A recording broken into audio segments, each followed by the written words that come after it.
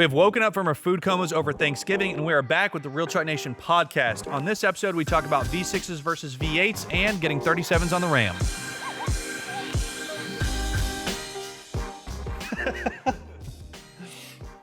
Alrighty, everybody. Well, welcome to the RealTruck Nation Podcast, episode 7. I'm your host, Forrest. I'm here with Chris and Dustin, as usual.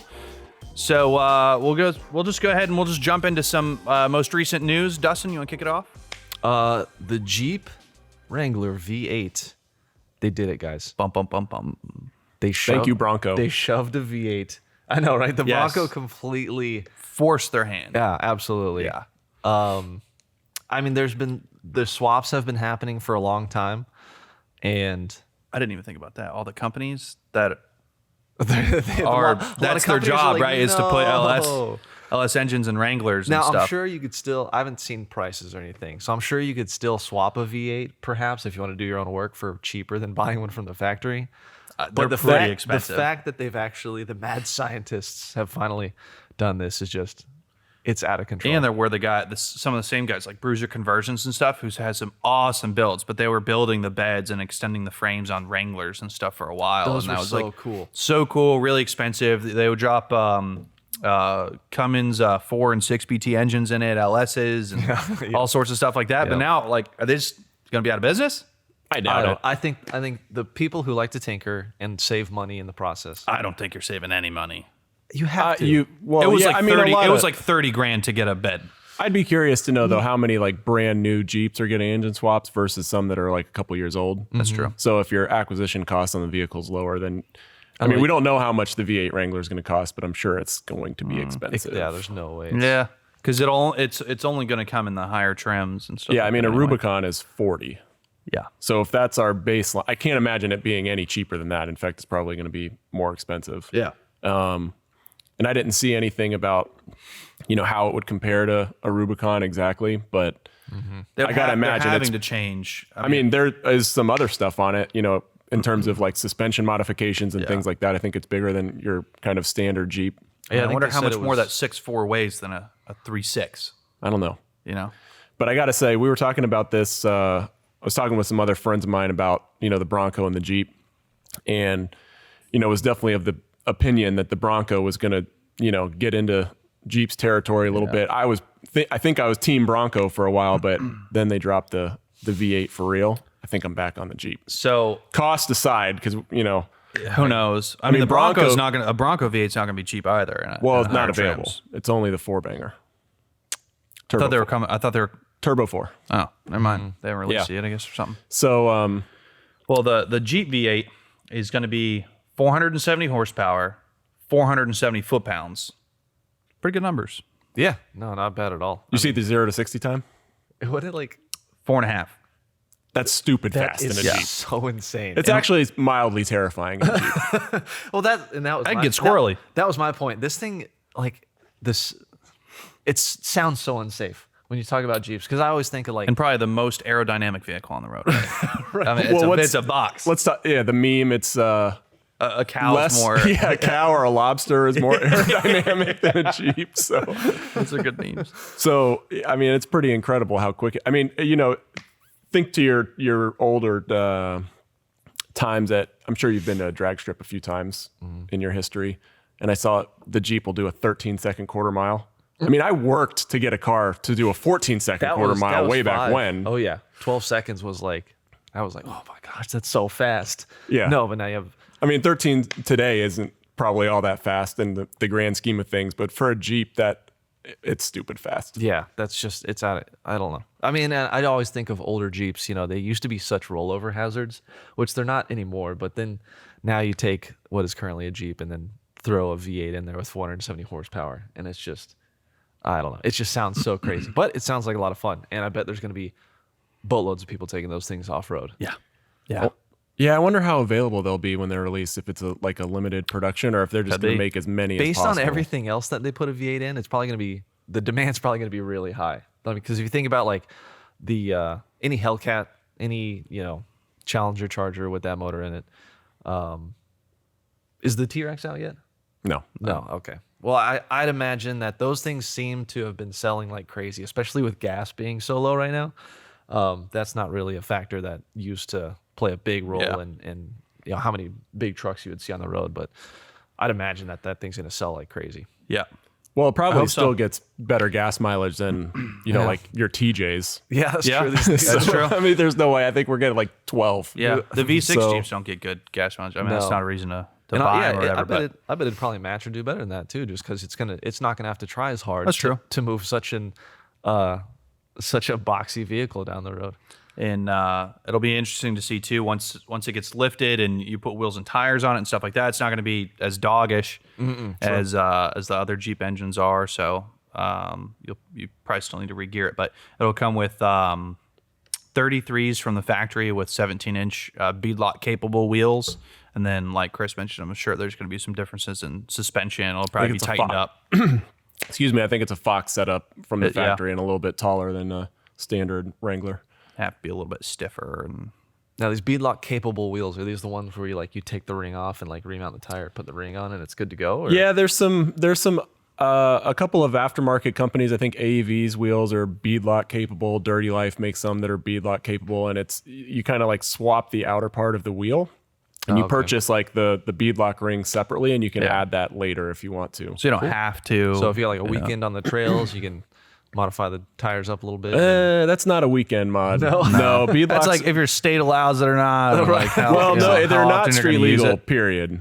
Unless they have some other technology, because your standard beadlock wheel, once you mount up the tire, you put typically it's an outside bead lock only. I mean, they make them inside and outside, but typically it's just the outside, and you've got to mount the tire, and the outside bead of the tire doesn't have anything to lock against. So, you put the ring on the tire, and then it takes forever because you've got to go around 4 times, and it's 30 or 40 bolts, and there's a torque sequence, and you've got to go, across the wheel each time, and it's like a progressive torque spec, so it takes forever to set them up. And the reason they're not DOT approved generally is if you don't pay attention, those can loosen over time, and if it comes loose, then your tire just comes off the wheel. Yeah, pretty much. Which is not something I don't necessarily trust the average person to keep up with their beadlock maintenance. But I mean, getting off topic, it's still really cool.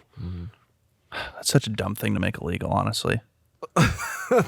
There's so There are many dumber other things to dangers make that my brakes could just not work too. I don't know. It's just, but I can ride a motorcycle. The Yeah, brakes have a lot less bolts. on Some of the more modern beadlocks, they'll have some kind of retention technology in them. So if that were to happen, the tire just doesn't come off. Which is why some of these OEMs or some of these other wheels are can be beadlock capable and DOT approved. I think there is a wheel, and they specialize in Jeeps actually, and they have a DOT approved beadlock. All right. I forget the name of that manufacturer though. It's it's not one of your major wheel manufacturers. Until I saw it a few months ago, I had never heard of them before. Well, speaking of, so we talked about the Jeep V8 and different engine options and kind of who's going to be for what. So I guess on a mid-size or full-size truck, when is it? Hold up a second. Okay. I want to come back to the Jeep before we go. Okay. I'm going to put you on the spot and on the record. So Jeep V8, you've got the Bronco, you've got the Raptor, and the TRX, which is probably the more expensive of the bunch. Where's your off-road money going? I don't think the Broncos in the same class as the other ones, right? Sure it is. I mean, you got a launch edition at $60K, so you're talking a pretty premium priced off-road vehicle. The Raptor's my call. Raptor definitely seems most capable. It's going to have the lightest engine. I have no idea what their TRX. performance is actually like. I've driven the Raptor only. I haven't driven obviously the other ones that haven't been released yet, and that might be why I'm biased toward it because I've already had a little bit of experience in it. But the Raptor, I think it also just looks better than all the other ones. It looks really good. It looks so good. I mean, the factory wide body, it is. Unlike ours that we have, we put essentially a 2-inch level on it and 37s, and it looks stout. Yeah, It looks so good. It looks great. Halfway to a trophy truck. I guess I would expect you guys to both pick Ford. I mean, TRX, I haven't seen one. I haven't driven one on paper. I'm not It a could be huge the fan. Raptor. I'm not a huge fan of the looks. I know it's honestly. more expensive, but I'd probably go TRX. More power, baby. It's crazy. That truck is crazy. Yeah. I hope we get to, maybe we'll get one. I don't know. And We'll that- ask and that was management. the Can we please have a supercharged TRX? Hellcat, right? That was the supercharged Hellcat. Okay. Yeah. Now is Jeep gonna release that motor, maybe a Hellcat version of the Wrangler in the future. Who knows now? There's now no it's way. possible. Now There's no way. I don't think it's possible. I mean, the V8's in there. That's what I'm with Dustin on They're this gonna one. slap a supercharger on there. That's my choice. If that ever happened between all those vehicles you mentioned, that's what I'm going It'd be with. so dangerous. I feel I'll like. say nice things at your funeral. Yeah. Exactly. Yeah. Exactly. Well, you guys won't be far behind in your normal V8 Jeep, so. Yeah. So, All right. Sorry. Anyway, I did want to ask. Yeah. So if you're shopping midsize, full size, when is it right to opt for a V6, which are typically turbo nowadays, your V6s and your V8s? When is it right? When is it wrong? And I guess I don't think- for what customer, like where's the future going to go with that? Because there's been a lot of talk too about people phasing out V8s and just going to turbo V6s and V4s. But Yeah, I was gonna say, like, going back to the Bronco, even the numbers coming out of that 4-cylinder are pretty strong. That would be Yeah. fun. That's the Sport, right? The smaller Bronco, right? No. I'm talking about the off-road one, not the. The Yeah, the off-road one's Sport. the The Sport off-road is one's like the a four-cylinder? CUV. Don't even. I forgot that existed already. So the normal Bronco is a 4-cylinder turbo. Yeah. I thought that was the Sport. So I have the engines backwards. No. So I could either way. So back to the original question. I think it really depends on the person. I don't think there is a right or wrong, considering, I mean, when you really just put the numbers together, if you're comparing power, the turbo V6s can do just as much as the V8s, but they also just sound bad. Like a lot of people want the V8 for the V8 Yeah. sound. no, that is a big component. If the vehicle can tow the same amount, if the vehicle has the same capabilities, has same or similar gas mileage, most people are just going to go toward that sound. Right. Me personally, I love turbos and the technology and the gas mileage that they offer, and possibly longevity. Although most engines nowadays are getting pretty reliable. Yeah. I like the turbo V6, also mainly for tunability. Yes. There's a lot more on the table when you take a turbo vehicle, because those things are built to handle the heat and the power that turbos offer. So there's a lot more. And honestly, with turbos, all you got to do is just turn the boost up and you're making more power. So yeah, I think that's definitely one way that I'll kind of look at it too. If you're shopping to get power eventually down the road, and you're looking at, let's use F-150 as an example, because they have a lot of engine options, and they have a 2.7 EcoBoost, a 3.5 EcoBoost, and a 5.0 V8, and they're all honestly pretty close in power, but in order to get a 5.0 fast, like get it faster than that, you pretty much need a supercharger, right? You can tune it and everything else, but to really get those big gains, Yeah. you got to jump to a supercharger. Versus the EcoBoost. EcoBoost. With just a tuner, you can get over 100 pound-feet of torque. You See, do. that's the only you thing do that keeps intake me- and tuner, and you can get into that for like $1,000 or less. Yep. And you will jump a lot more than anything you can do to that 5.0, with the exception of if you slap a supercharger on it, you can put out some stupid numbers in those 5.0s. But I don't think a lot of people are going to spend $8,000 to go get a Whipple supercharger. Speaking of that, I was looking at these the other day. The Ford F-150 5.0s that you can get with a supercharger from the factory, but it's more like a dealership version where they actually do the modifications themselves, and you can get like an XL base model 5.0 F-150 with a supercharger making 650 horsepower with a warranty for 3 years. That would be the only I think that'd be the only thing that would take me away from the EcoBoost, is like if I got something that's a 5.0 that was already supercharged and just being ridiculous. Yeah, the only thing that even makes me second guess this at all is the tunability of turbo cars. Yeah. But I'm going to say for a full-size truck, let's say your 1500s, F-150, etc., don't mess around with the turbo. Doesn't make the right noises. Exactly. It makes good noises, but I gotta go with the V8. And I'm gonna go so far as the diesel. I jumped on the diesel bandwagon, or the little diesel bandwagon. Mm-hmm. Don't mess around with those. I know F-150's got the little diesel now. The Silverado has a little diesel now. I think those are going away. Little diesels, I think, are going to go away. I think V6 and 4-cylinder turbocharged engines are going to get more popular.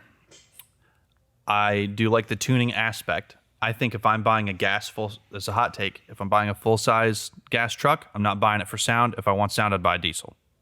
I'm not a huge fan of the sound of most gas trucks. It doesn't jazz me up like the sound of a diesel truck spooling up. I don't know. 5.0 sound really good. They sound good. So yeah, I'm with you. If you're talking about an HD truck, so 2500 or 250, 350s, whatever, don't mess around with gas. Diesel only. Unless it's a work truck. Work truck, get an F-250 with the 7.3 gas. Why? Oh yeah, for sure. Way cheaper on maintenance. It's just so much easier. You don't have to worry about emissions. You don't have to delete anything. It's probably going to get similar gas mileage, honestly, but your maintenance costs are going to be less than half. I'd imagine it's going to be pretty reliable, but yeah, we'll see. Because they're detuned so heavily. That's what they said too. I forget the numbers. I don't have them on me right now. But the 7.3 F-250 gas on the new ones, they detuned them. They have way less horsepower than everyone thinks that they would have. But the theory is that Ford has essentially detuned them, so they're going to last forever, and you're going to get better gas mileage. You still get you still tow enough for any guy who has a landscaping company, or you're a contractor, or maybe you're buying them for fleet trucks or whatever. But because you're not worried about it sounding good or resale value or anything at the end of that, because you're just going to rack miles up on it. And I think you would spend a lot less money and you could get into something with a similar towing capacity and that size of truck by getting into a large gas engine. Other than that, diesel. Yeah. Other than that, very specific application. Yeah, diesel all day. After I started working here, the diesel really caught my eye, and that's like the only full size thing I want. miss it a lot. I miss it a lot. It's so great. I think I like my trucks to be turboed 6 cylinders on full size trucks, just because you can tune them, get that much more out of it. Yep. And on my particular truck, I have an F-150 with a 2.7. Not proud of it, but it's I plan on probably doing. Never get the smaller. Yeah, I just save so much money. I was like, I'm not going to be picky on engines because it's not the one I want anyway. I want a Power Stroke like I had, but I wanted to try something a little bit different over. So I'm like, I'm not really going to be like blown away by any of these.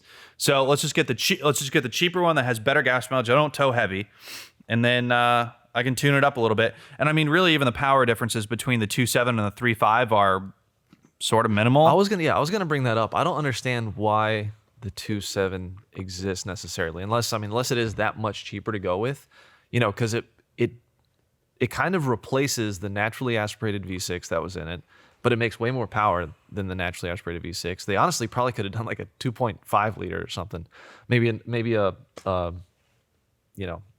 2. Oh, never mind. I'm thinking the diesel. But yeah, so it's not that much of a downgrade from the 3.5 from what I can see. It's about 50 horsepower, 50 foot-pounds. It's about what you lose. That's not bad. You're a tuner away maybe from getting that back. Yeah, most likely. It's more of a. I mean, you already said it. You feel bad. That's probably the only real downside. Yeah, people are like, what engine's in it? I'm like 2.7. I could have had the bigger one. You just gotta say EcoBoost. Yeah, EcoBoost, turboed, twin turboed. But on some spec sites I was seeing too, it would actually list the max towing capacity 500 pounds higher on the 2.7 than the 3.5. That's weird. It is weird. It's got to be for weights or something. It's got to be. It's got to be weight, or the 2.7 can handle more heat, or can spool fast. I don't. Because I know a lot of towing limitations are going to be on like brakes and suspension, and not necessarily how much and power. Cooling. And cooling, right? Right. So I'm saying maybe it's easier to cool because they're little baby turbos. Or something. Yeah, I don't know. very small engine. You're not making as much. I mean, you could probably start to get into some deeper engineering discussions on this, but yeah, I mean, the engine might just it's not generating as much heat. Yeah, so you can just full throttle all day long, all the way up that hill. So Less boost pressure. I see 3.5 owners and go, whoa, don't hurt yourself. Don't tow that. We need to hook it up to my 2.7. Let me know. I want you to burn up, overheat. Do you know what the towing capacity is on that? 9,000 on a 2.7, 8,500 on a 3.5. All right, it's not bad. Respectable. Yeah, not too. I remember. I mean, we had a '97 Chevy Suburban. 2500 with the 454 and like the higher geared rear end and extra like the HD springs. My dad upgraded the HD springs. The towing capacity on that was maybe 8,000 pounds. Yeah. Yeah. And that was a tank. Yeah. It's pretty crazy how far they've So gone. the numbers these days are huge. Yeah. And the gas mileage is better on the 2.7 than the 3.5. Although I put 295 tires on it and went up 2 inches and it slaughtered my gas mileage like really bad. So, I mean, whatever. I'm still spending way less in gas than I was with my Power Stroke, but Yeah. Yeah. And then I wonder if the bigger EcoBoost or the V8 would take the same hit on mileage. no, I'm sure it wouldn't. I'm sure Yeah. it would fare much better. But I mean, when I got the truck and I was driving home on the interstate, I would average like 26. It was really good. Now, and then city, I would be like 21, 22, something like that. Now city, I'm 15. And I don't even know what my highway is. I haven't really reset it on highway in a while. Probably 18. So, I mean, took a pretty big hit. But Yeah, that's rough. like I said, I hope to probably get an intake tuner, see if I can get a little bit more power, a little bit more fuel efficiency out of it, stuff like that. One good thing about buying the 2.7, you ain't got to worry about spending money on exhaust. you can put that money away for a tuner and stuff like that. Why? Sound? Yes. I don't know if I've ever heard one in person, but I fear of what it sounds like. I fear of what it sounds like. I mean, if you're gonna try to make up all that power you got by picking the wrong or power you lost by picking the wrong engine, I mean, you kind of got to open up the entire system. Just get a super quiet. I tried doing a lot. Yeah, I tried doing a lot of research because I love 3 resonators, I love 2 turbo mufflers. whistle. If I Just could get, don't ever hear it. I've heard really good turbo whistle come out of 3.5s, and their exhaust can sound like okay, I guess. And then, but some guys they'll do something where the exhaust hardly gets louder, but you get a lot of turbo whistle, and I like that. So I want to see if I can try to do that to a 2.7, but I don't want to mess it up. Well, You just got to go with a bigger turbo. That's it. They're like the size of baseballs. I know they're so small. Yeah. They're so we could. small. we should get my truck in here and take a look at that. I think the exhaust wheel or the exhaust housing on that is probably like 4 inches in diameter. Yeah. That's great. But it's honestly, it's pretty zippy. It's like off the line, it's pretty good. I can be rolling at 60 and want to pass somebody and it picks up pretty good. I'm pretty happy with it all around. Yeah. But And that's without a tuner, right? And no intake. right. Yeah, no, that's everything performance is completely stock on it. And it's got a tow haul mode, sport mode. And I'm sure the sport mode is it ups the throttle sensitivity so much it's like undrivable. it's like too fast, like it's too sensitive. Mm-hmm. So and it changes the shifting around stuff. It's kind of fun to mess around with or whatever. But Well, real quick, Dustin was so confident in his comments about engine options on the Bronco earlier. I had to look at Ford's website, and now I owe you an apology. Ooh, I got it right. There is a V6 available, Okay. EcoBoost, but it's in the 4-door. Wait. At least according to the spec sheet. There's an EcoBoost? Meaning a V6 EcoBoost. Like Yes. I knew the Yeah, 4-cylinder turbo was a thing, and then I thought it was a naturally aspirated V6. Yeah, you got the 2.3 in the 2-door and the 2.7 in the 4-door. Oh, okay. So same motor as the F-150, the 2.7 EcoBoost? I'm not going to make any more claims around that anymore because I've already been wrong. Yeah, I mean, it's not released. It could change, too, before it actually comes out. So, yeah. So, Anyway, we'll just clear the air there. I'm sorry. do you still pick the TRX over the Bronco? Oh, yeah. Okay. Oh, no. I still pick, well, yes, I do pick the TRX over the Bronco for looking at, but I'm never going to have TRX money.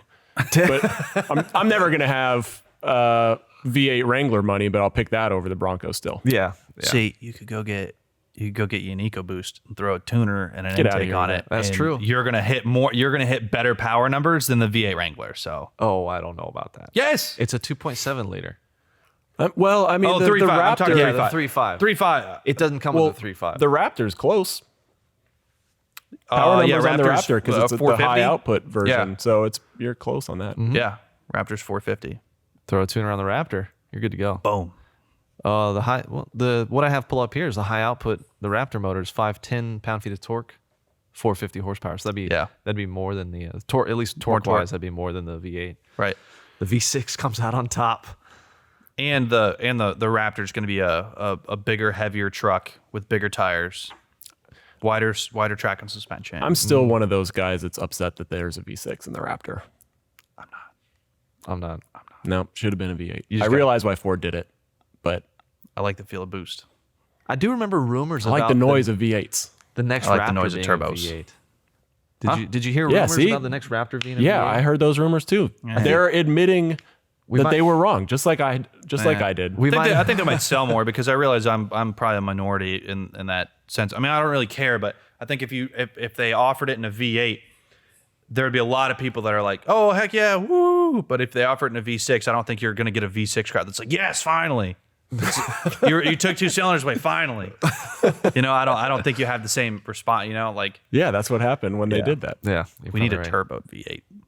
That's what I'm Now saying. we're on the same page. There we That's go. what I'm EcoBoost Solved our Coyote, problem. or whatever you want to call it. I don't know. EcoBoost 5 liter. That's I think we've solved it. I'll go ahead and email Ford after this show, and then All right. I'll let him know that we've got it figured out for him. The next Raptor, they'll be fine. Why did it take us so long to figure that out? I don't know. I can't believe they didn't do it. Man, Now, they owe us. real quick too, we can finish talking about this. Well, it's not in camera, but the Great Ram. job, I Forrest. pointed to it like most of our listeners can't even see the truck right behind Yeah. us, and you're pointing to stuff that's not So, even in view. Over there is our 2020 Ram 2500 with the 6.7 Cummins in it, and I mean, 1,000 foot-pounds. No, only the 3500. Oh, only 35. Right, So this is one's like 850. 850, yeah. Well, still. A measly A measly 850. What's 200 foot-pounds once you're above 800? I mean, Yeah. That's what I'm saying. And you're a tuner away from 1,100, basically. Pretty much. So, but I think we're finally going to start doing some on that. We've been test fitting some covers and steps and stuff like that. But I think we're going to start getting into the some more of the fun projects on it. So we're going to probably do a few different build stages on it. But I think the next one we're going to do, I think fits a Cummins very well. Chris, would you like to? Sure. I mean, ultimately, we're going to build that thing pretty big, but waiting for the manufacturers to kind of catch up, I guess, on some of the bigger lift sizes. So we got a 3-inch level ordered and some, 37 1150s. It's going to be a good tire on that. And stock wheels. So I like that look sometimes. tall, I mean, they're 20-inch black wheels. It'll look functional. It'll look like it's It ready does. to do tall and skinny. It'll look, they're the Nitto trail graps. So tall, skinny, aggressive tread. And it'll be paired with the, which is also out of camera, the Ranch Hand bumper, which is humongous. And it's Yeah. going to look great because stuff like that looks great on those Ram 2500s. Yeah, And then you get it with a 37-inch tire to fill out that wheel well a little bit. That fits great with a 3-inch lift.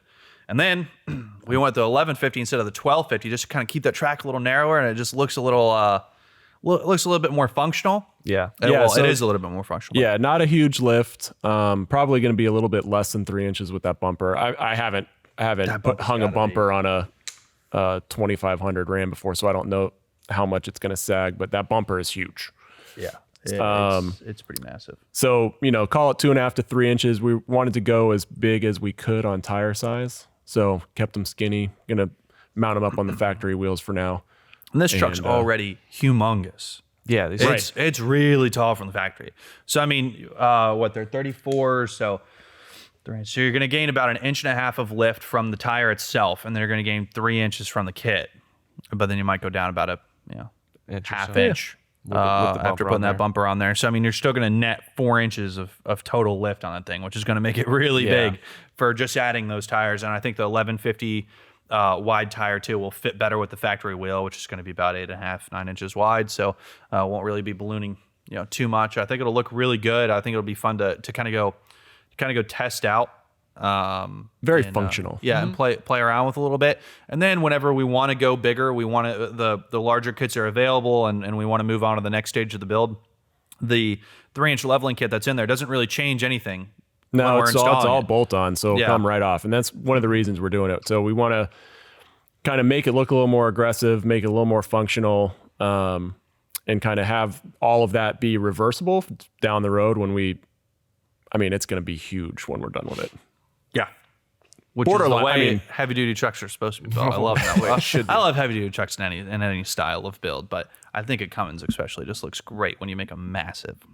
So, yeah, that'll be a fun project. So, stay tuned for that. That should be coming here in the next few weeks. But Even if you have any suggestions or anything you would like to see on the 2500, or have any questions about the new body, stay tuned and feel free to ask us any questions, and we'll hopefully see some bigger lifts coming to the market pretty soon for it. But I think that about wraps us up for today. So thanks for tuning in. Make sure you like and subscribe wherever you're listening to this podcast, and we'll see you next time.